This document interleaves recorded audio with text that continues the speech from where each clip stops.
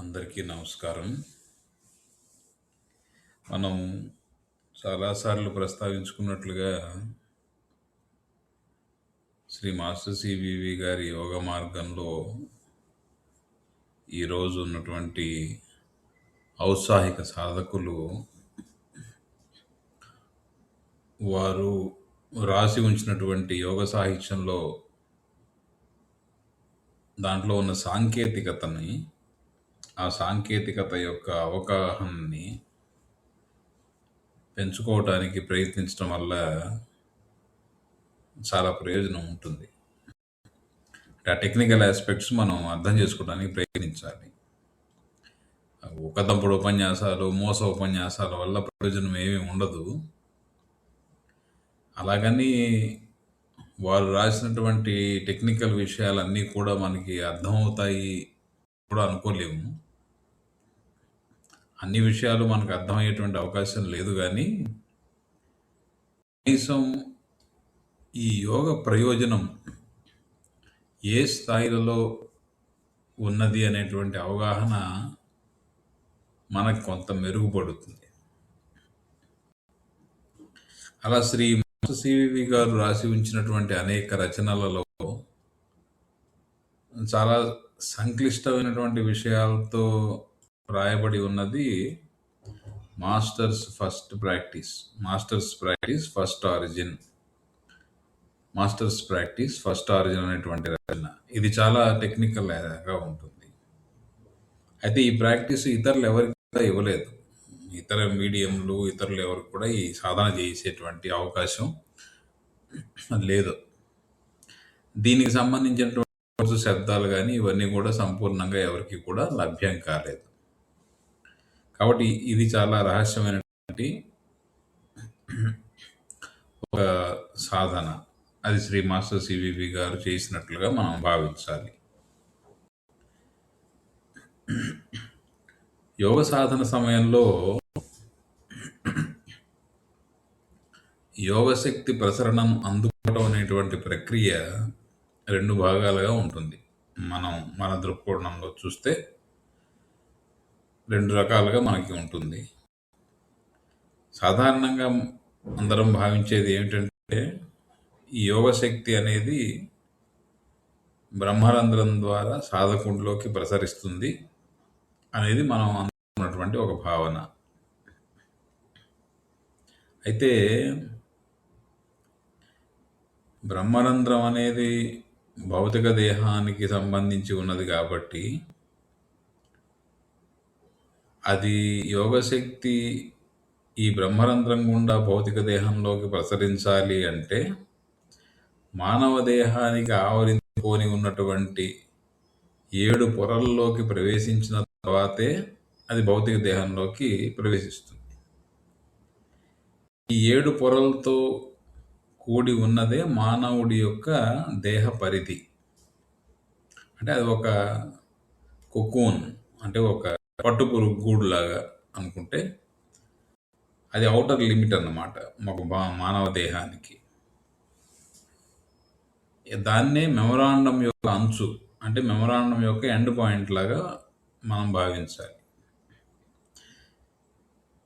అయితే ఈ 7 పొరలు ఏమిటి అనే విధంగా మాస్టర్ గారు ఫలానా అవి అని ఎక్కడ రాయకపోయినా 7 గ్రహాల యొక్క సమిష్టి కార్యాచరణగా ఉద్భవించినటువంటి మానవ దేహం కాబట్టి ఇది ఆ 7 గ్రహాలకు సంబంధించినటువంటి ప్రభావం ఒక్కొక్క పొరగా ఉంటుంది అని మనం భావించాలి. ఇక మెమరీ అంటే అందరికీ తెలిసిందే. సాధారణంగా వాడుక భాషలో చెప్పుకునేటువంటి జీవుడే ఈ మెమరీ.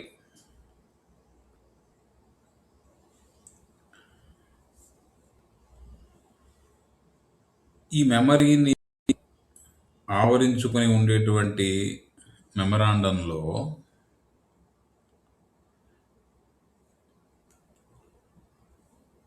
భౌతిక దేహం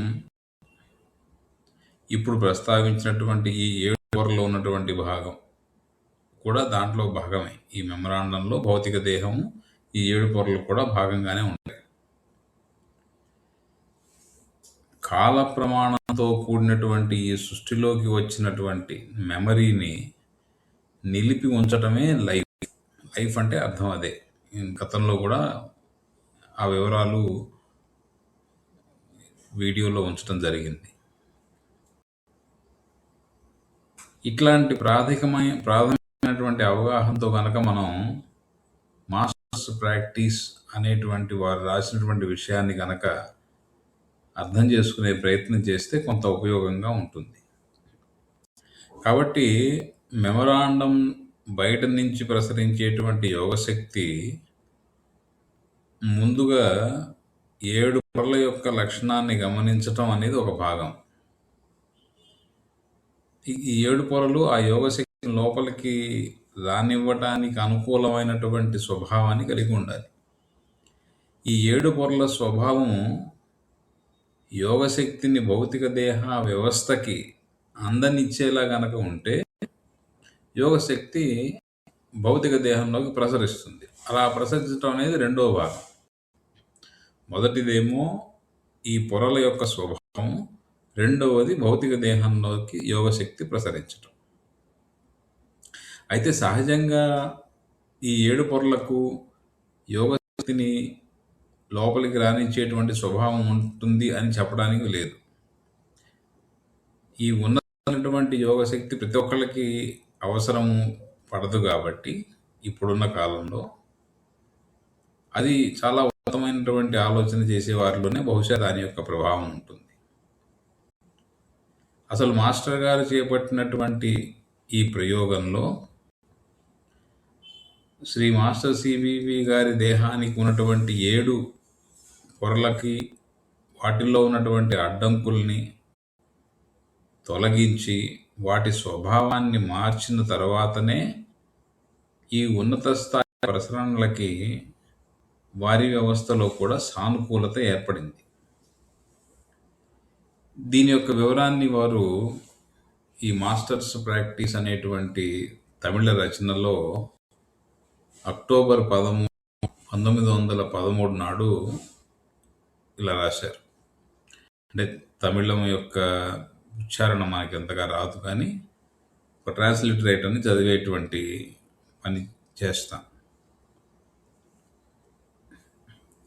அதில் நிற்கின்ற பூதமங்கள ஆக்டிவிட்டி ஆகிய கோர்ஸுகளை எல்லாம் முன் பிரதம மாலிக்யூல்ஸ்களை துவைத்து இன்னர் சிம்டம்ஸ்களுக்கு எல்லாம் ஆரிஜின் டைப் என்ற டைரக்ட் கனெக்ஷன்ஸ்க்குள் ப்ரொலாங்காய் லிக்விட் ஃபார்ம்ஸ்களுக்குள்ள 60 ஆக்டிவிட்டி குளோப்ஸ்களை ஆல்பிட் போர்ஷனுக்குள் நிறுத்தி கம்பஸ்டபுள் என்ற ஈதரிக் டபுளாய் ஹையர் சான்ஸுக்குள் பில்டப் செய்ய 7 கோசங்கங்களுக்குள்ள நேச்சர்களை பிரிக்க higher cosmic turn out direct சான்ஸுக்குள் இருந்து రిటార్షన్ వైబ్రేషన్ తువర్చిత్తదు. అది వచ్చిరాని తమిళాన్ని చదవటం. తెలుగులో భావం యొక్క అర్థం ఏమిటంటే, మాస్టర్ గారి యొక్క దేహం నిలబడాలి అంటే గతంలో ప్రథమంగా ఏర్పడినటువంటి కణాలలోని లక్షణాలు ఆరిజిన్ టైపు లక్షణాలను నేరుగా పొందగలిగే విధంగా శుభ్రపరచబడటం అనేది మొదటిగా చేయవలసినటువంటి కోర్సుల సాధన ద్వారా అది జరగాలి. ఆ ప్రక్రియలో చర్యలు చేపట్టేటువంటి 60 బుడగల వంటివి ఆల్బిట్ స్థానం వరకు చేరి నిలవడం, ఇంకా దహన లక్షణం కలిగినటువంటి ఈథరిక్ రెండింతలుగా జరుగుతుంది. దీని వలన దేహాన్ని ఆవరించి ఉన్న 7 పొరల స్వభావాన్ని, నేచర్ని డైరెక్ట్ హయ్యర్ కాస్మిక్ ప్రసరణల కొరకు ప్రతిస్పందనను కలిగించగలిగే విధంగా మార్చగలగటం జరుగుతుంది అని వారు రాశారు. అంటే మాస్టర్ గారి దేహాన్ని ఆవరించి ఉన్నటువంటి 7 పొరల స్వభావాన్ని మార్చిన తర్వాతనే ఉన్నతమైన ప్రక్రియలు వారి దేహంలో కూడా జరిగాయి. ఇలాంటివి జరగటం వారి దేహంలో మాత్రమే సాధ్యం. మీడియంలు ఎవరికి కూడా ఈ ప్రక్రియలు ఏవి ఇవ్వబడలేదు.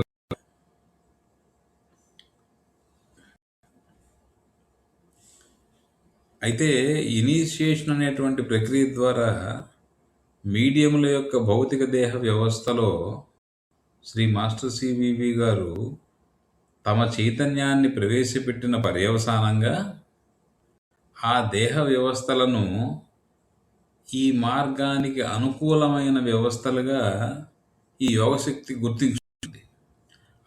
అలా గుర్తించిన తర్వాత ఆ మీడియంలలో అది ప్రసారం కూడా జరిగి ఉంటుంది. ఇప్పుడు ఈరోజు అటువంటి అవకాశం లేదు కదా. శ్రీ మాస్టర్ సివివి గారు ఇతర మీడియంలోకి భౌతికంగా ప్రవేశపెట్టబడినటువంటి ఆ చైతన్యం మనకేదో ఆటోమేటిక్గా వస్తుంది అని ఈ రోజుల్లో అనుకుంటే అది చాలా పొరపాటు.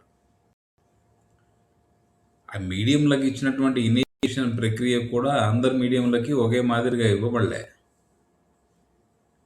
కుండలిని శక్తిని ఊర్ధ్వంగా పయనింపజేయబడిన మీడియంలు కొందరైతే అందులో కూడా ఒకరికి ఇవ్వబడిన స్థాయి ఇంకొకరికి ఇవ్వలేదు. అసలు ఆ ప్రక్రియ ఇవ్వబడిన మీడియంలు కూడా అనేక మంది ఉన్నారు. ఇక ఇన్నర్ లోని 16 మందికి ఇచ్చినటువంటి ఉన్నతమైనటువంటి సాధన, వారికి కల్పించినటువంటి ఉన్నతమైనటువంటి స్థితి కూడా వేరే. ఇక అవుటర్ సెక్షన్లో ఉండి వారి ఊళ్ళల్లో వాళ్ళ ఇళ్లలో వాళ్ళు ఉంటూ సాధన చేసుకుంటూ చుట్టుపక్కల వాళ్ళకు ఉపయోగం ఉండేట్టుగా వాళ్ళ సాధనను ఉపయోగపెడుతూ అటువంటి ఇచ్చినటువంటి ఇనిషియేషన్ స్థాయి ఇంకొకటి. ఇనిషియేషన్ కూడా అందరికీ ఒకే విధమైనటువంటి పద్ధతిలో జరగలే. అట్లాగే హితు అనేటువంటి నాడీ వ్యవస్థలోని ఒక స్థానం ఏర్పడిన వారికి ఇచ్చినటువంటి ఇనిషియేషన్ స్థాయి ఇంకొకటి. ఇలా చాలా సంక్లిష్టమైనటువంటి ప్రక్రియలు ఉన్నాయి శ్రీ మాస్టర్ సివివి గారు చేపట్టినటువంటి ఈ యోగ మార్గ ప్రక్రియలు. అలాగే ఈ ప్రాక్టీస్ వివరణలో కూడా చాలా చిత్రమైన వివరాలు కూడా కనిపిస్తాయి. ఈ మాస్టర్స్ ఫస్ట్ ప్రాక్టీస్ అనేటువంటి వివరణలో చాలా చిత్రాలు కనిపిస్తాయి. ఉదాహరణకి అక్టోబర్ 31, 1913లో తమిళంలో ఇలా రాశారు. చదవడానికి ప్రయత్నం. அதனின்று தீர்மான சித்ததிகளைக்குள் மாஸ்டர் என்ற ஒரு லைனியன் டைரக்ட் கனெக்ஷன்ஸ்குள் மீட் செய்த ஸ்போர்ட்ஸ் ஐ ரிஃப்ளெக்ஷன்ஸ் நாய் ஆர் என்ற குறிப்பு ஃபீட் ஆஃப் தி கனெக்ஷன்ஸுக்குள் ஜாயின் ஆய் மீட் ஆன ஒரு கம்யூனிகேஷன்ஸ் இட்டர்னல் லைஃப் கெப்பாசிட்டிக்குள் ஒர்க் செய்யும் நேச்சரினுடைய டைரக்ட் ரிசீவ்டு காலம்ஸ்களை பெற்றுக்கொண்டு ஃபைண்டர் லைன் என்ற பாகத்திற்குள் பெனட்ரேட் செய்து அதனின்று ஆர் என்ற ஆதார கெப்பாசிட்டியாய் நிர்ணயித்து கொண்டு 2 பாயிண்ட்ஸ் கனெக்ஷன்ஸுக்குள் பெக்யூரிட்டி என்ற 2 பல்ப்ஸ் ஆர்டினரி வைட்டல் கோட்டிங் ஆய் எக்ஸசைஸ் ஆய் சென்று வந்த மோனோடைப்புக்குள் புகர வைத்து பீட்டர் லார்ட் என்ற குண்டலினியின்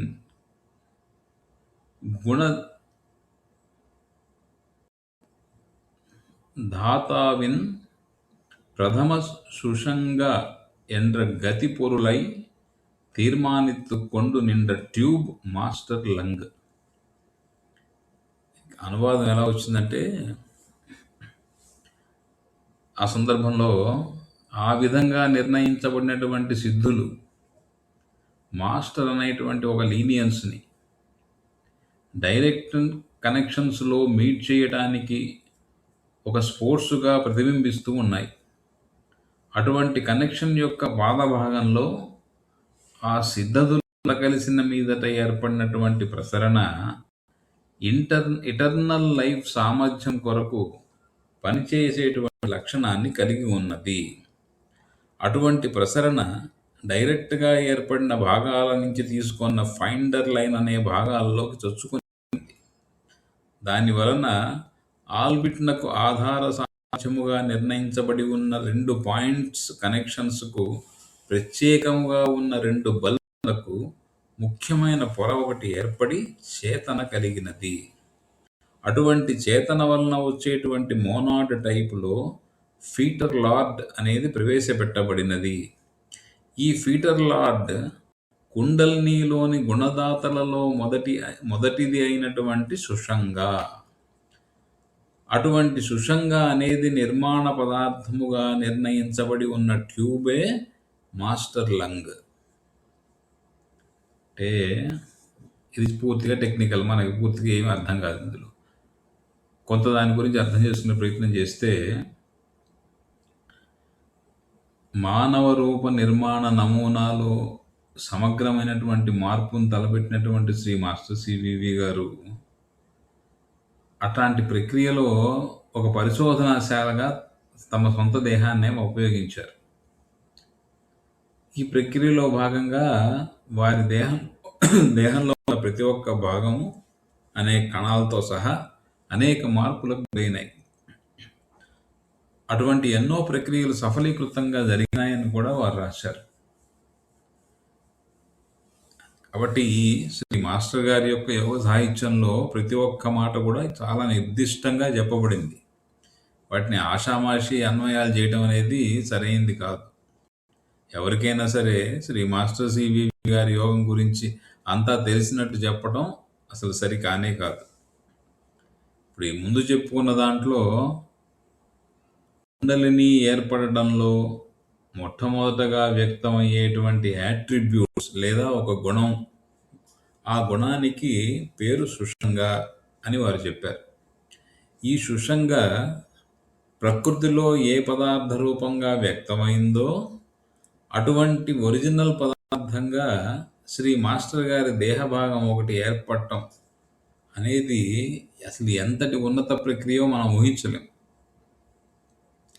మానవుడి యొక్క మెటాఫిజికల్ లేకపోతే స్పిరిచువల్ ఆస్పెక్ట్స్, స్పిరిచువల్ బాడీస్, వీటన్నిటికీ ఉన్నటువంటి మెకానికల్ వివరాలు, అంటే వాటిలో ఉన్నటువంటి యాంత్రిక ప్రక్రియలు ఏమిటి అనేటువంటి వివరాల సమాహారమే వారి యొక్క సాంకేతిక రచనలన్నీ కూడా.